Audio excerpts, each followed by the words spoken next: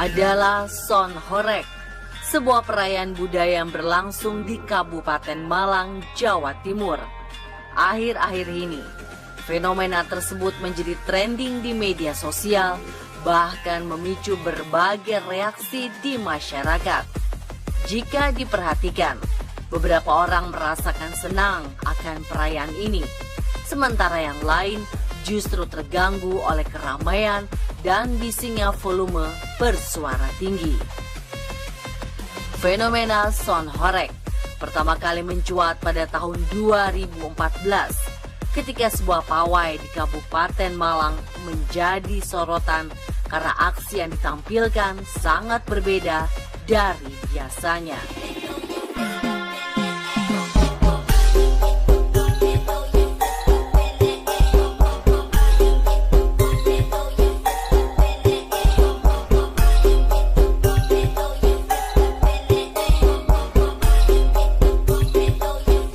Layaknya diskotik outdoor, pawai Son Horeg dilengkapi gemerlap lampu, hiburan dancer profesional, serta musik DJ remix yang menggetarkan dada. Bahkan bisa dikatakan, Son Horeg bukanlah pertunjukan biasa, melainkan sebuah acara besar yang memadukan berbagai elemen hiburan dengan totalitas mengagumkan.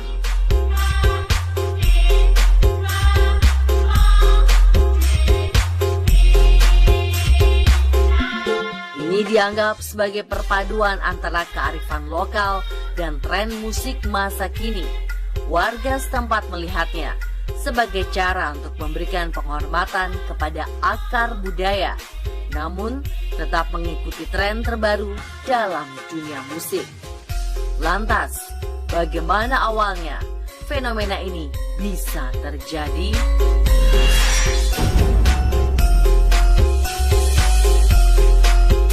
Yang saya amati selama ini kan ini masuk ke fenomena ya gitu ya.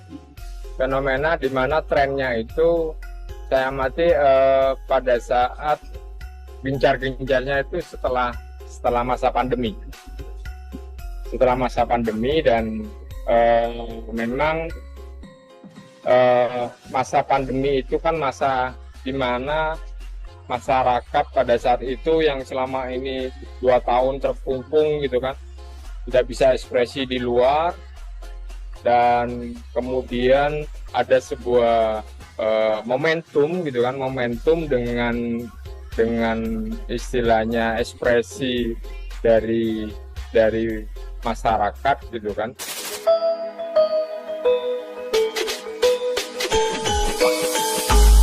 Sebagian warga lokal menganggap Kabupaten Malang memiliki sejarah budaya yang kaya, dan Son Horeg merupakan upaya untuk tetap terhubung dengan akar budaya tersebut, mengkombinasikan antara alunan musik, tarian, serta kostum yang digunakan, seringkali mengambil inspirasi dari tradisi lokal yang ada, seperti tarian jaranan atau musik tradisional Jawa lainnya.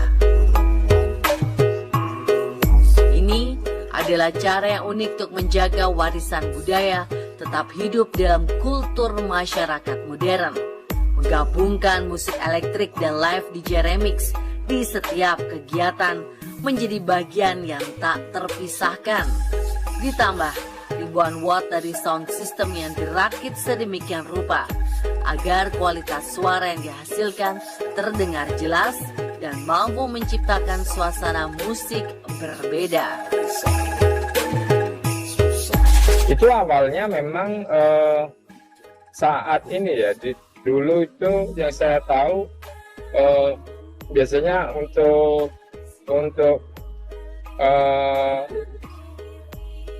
ini untuk Ramadan itu apa namanya, untuk kegiatan-kegiatan membangunkan orang sahur gitu. Itu dimulai, yang saya tahu dimulai dari anak-anak kecil itu, dia pakai motor-motoran, mobil-mobilan, tapi dikasih speaker gitu kan, di mobil-mobilan yang mereka buat dari kayu gitu kan, kayak truk gitu kan. Terus mereka keliling kampung, fungsinya untuk ini ya, membangunkan orang sahur gitu.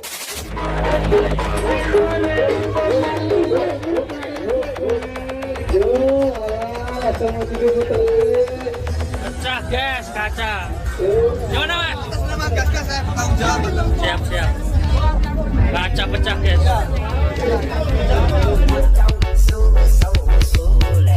Meski cukup menghibur dan menyenangkan, namun parade sound system dengan suara menggelegar dipastikan sangat mengganggu ketenangan, terutama bagi mereka yang tinggal di sekitar rute karnaval.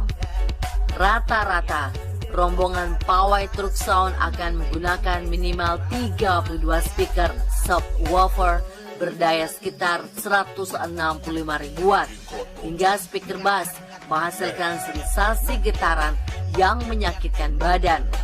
Belum lagi rangkaian sound yang melebihi marka jalan.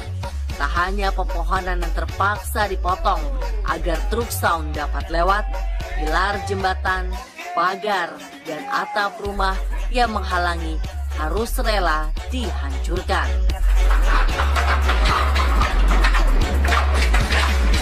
Parade sound system juga menggunakan peralatan audio berkekuatan tinggi yang kerap menimbulkan kerusakan akibat getaran bahkan tembus hingga radius 7 km, seperti bangunan retak, kaca pecah, hingga atap rumah rontok.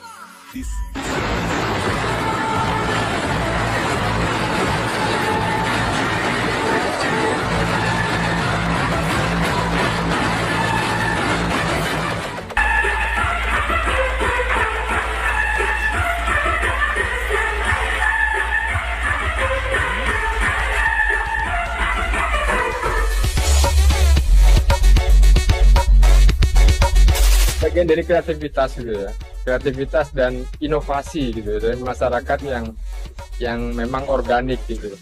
Tapi di sisi lain ya, ketika kemudian ini dihadirkan di halaman kampung gitu atau di halaman desa gitu kan, ini juga saya melihatnya perlu adanya, kalau film mungkin ada lembaga sensor ya, atau lembaga sensor kalau atau lembaga sensor audio gitu kan, sejauh mana sih ini harus tersajikan gitu kan. Kalau cuma lighting apa is okay gitu, tapi kan masalahnya di situ sekarang diikuti oleh banyak seksi dancer yang juga, dan yang menonton ini kan semua kalangan. Kalau yang dewasa sekali tidak masalah, is okay gitu. Tapi masalahnya di situ anak-anak gitu kan. Ini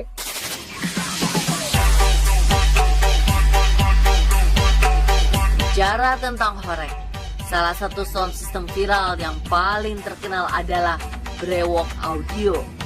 Berasal dari Kecamatan Serengat, Blitar, Jawa Timur.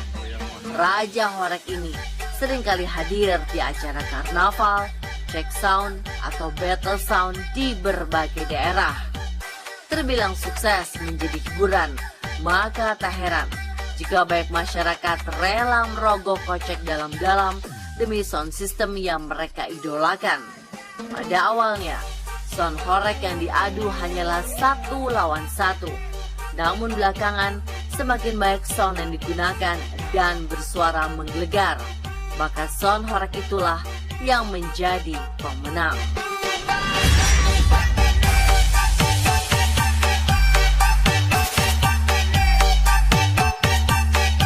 Akibat banyaknya keluhan masyarakat, pemerintah Kabupaten Malang telah mengeluarkan surat edaran tentang penyelenggaraan karnaval, cek sound, dan hiburan keramaian.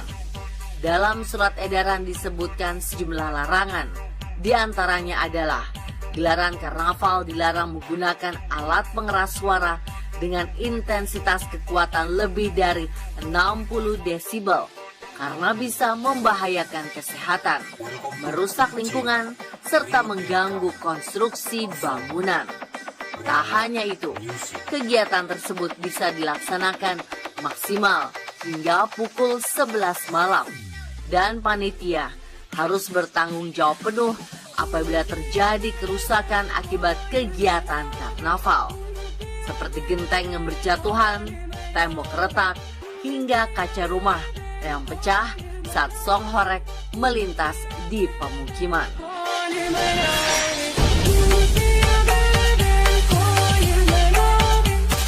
Kalau untuk wilayah Malang sih ya, yang dominan wilayah Malang dan lain-lain yang sering ada acara karnaval itu sih tidak ada masalah.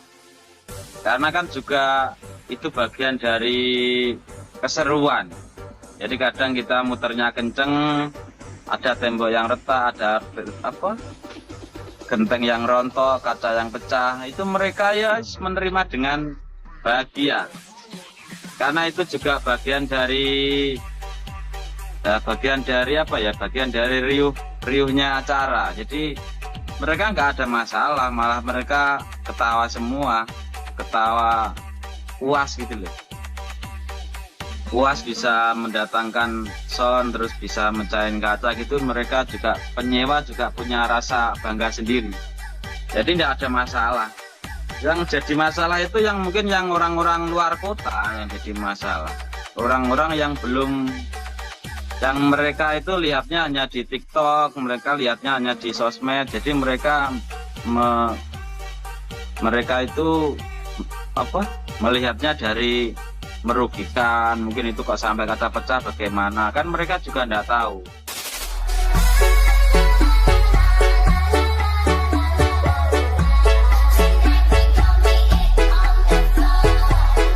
Viralnya penggunaan sound horeg dengan suara menggelegar akan mengganggu indera pendengaran, membuat gendang telinga sakit dan mendengung karena dentuman suara bass sangat keras. Organisasi Kesehatan Dunia dan Persatuan Telekomunikasi Internasional bahkan telah menetapkan standar suara yang aman untuk telinga. Rumusannya adalah merekomendasikan untuk mendengarkan suara tidak lebih dari 80 desibel atau batas aman di 70 desibel. Meski tak sedikit menimbulkan kerusakan, rupanya tak membuat masyarakat kapok untuk tetap menyewa brewok audio dan jasa sound besar lainnya sebagai pengisi kemeriahan acara, baik di acara Blitar maupun di kota Malang hingga bahkan di kota besar lainnya. Investasi yang sangat besar bagi penyewa jasa audio, ditambah rakitan pencahayaan dan paketan acara dipandu DJ cantik semakin menambah rasa penasaran masyarakat untuk memanggil sound horeg. Segala bentuk kerugian dan kendala di lapangan adalah konsekuensi yang harus ditanggung panitia atau pihak pengundang. Tidak ada. Untuk ganti rugi tidak ada. Mungkin yang ganti rugi biasanya kalau acara seperti itu biasanya panitia. Jadi misalnya desa A ini bikin acara seperti itu, mungkin jika kita lewat ada yang tembok retak atau kaca yang pecah, biasanya penyewa kita yang mengganti.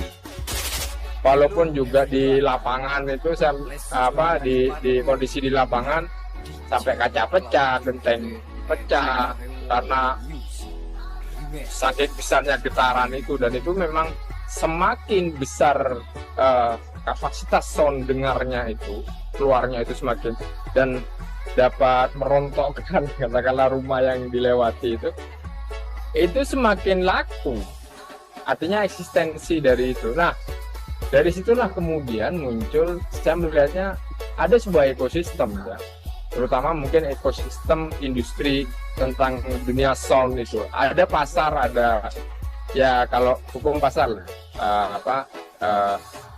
supply and demand gitu kan.